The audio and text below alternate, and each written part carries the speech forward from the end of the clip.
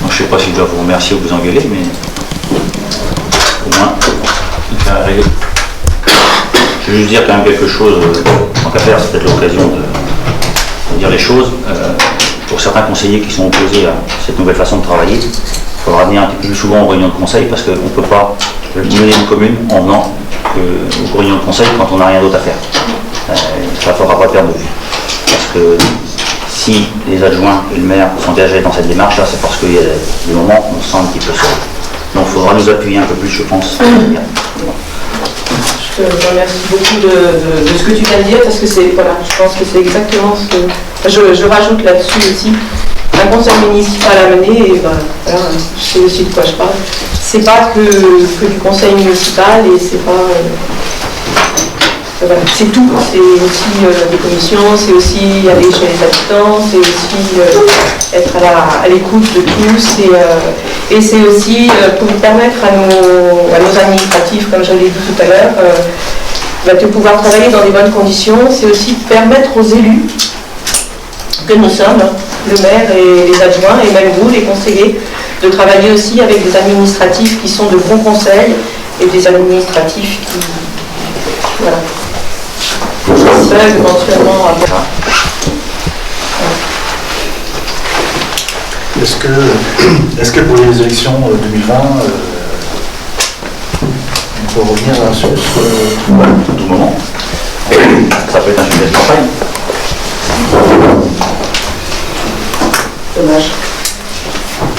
Dommage, parce que c'était une façon d'aller de l'avant, c'était une façon de faire quelque chose de nouveau. Enfin, excusez-moi, vous me connaissez, je suis passionnée, hein, donc voilà.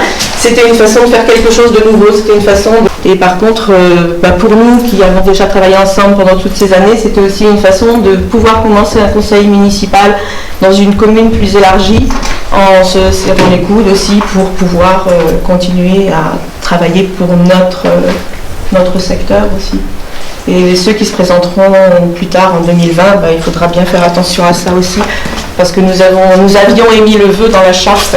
D'ailleurs, mais je proposerais bien aux élus qui ont voté non de gérer la commune pour voir qu'est-ce qu'on aura. Voilà.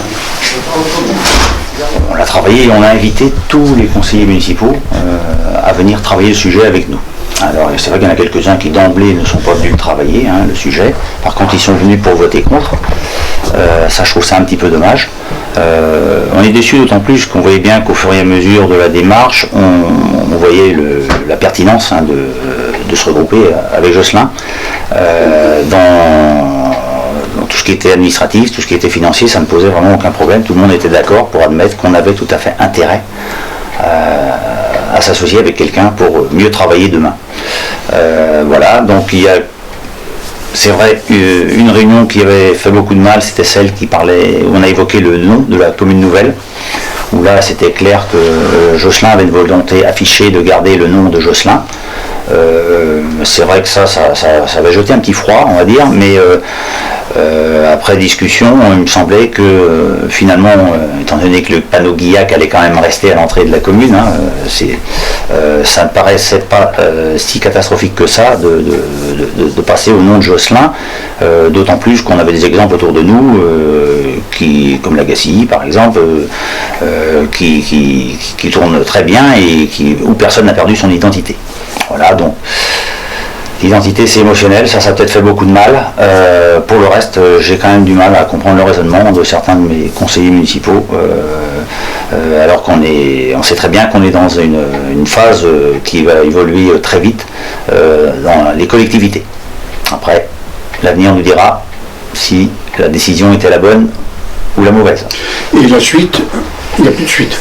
Alors pour l'instant c'est fini, voilà, puisque donc c'est clair, on a voté, le vote c'est non. C'est une hypothèse que ça puisse revenir aux élections municipales, effectivement, de relancer le sujet en 2020. C'est une hypothèse. Ce qui est valable aujourd'hui sera sans doute encore valable en 2020. On aura simplement perdu un peu de temps. Moi personnellement je suis déçu, oui, parce que j'y croyais à ce projet-là, parce que je voyais vraiment, autant comme moi aussi émotionnellement, le nom me faisait quelque chose.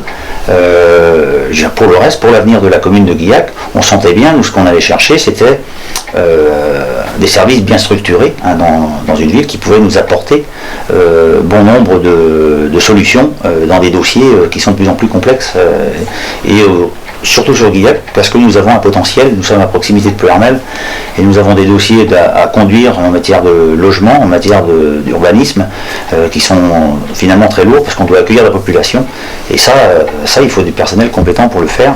Et Jocelyn, il y avait ce personnel-là, il y avait déjà des démarches bien engagées. Voilà, bon, c'est... Françoise aussi est déçue.